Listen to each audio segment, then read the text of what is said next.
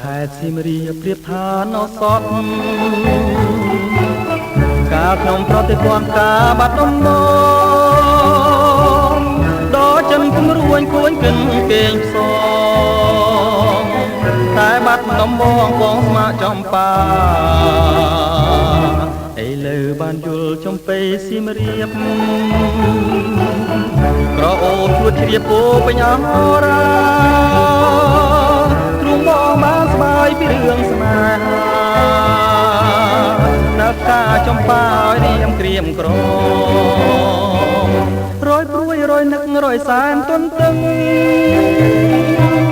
ពុំឃើញនំនឹកតែជ្រៀងផ្ដាផ្ដាំកន្លងក៏ទៅជាអាយុខែឆ្នាំតើឲ្យទ្រាំចាំដេចទៅ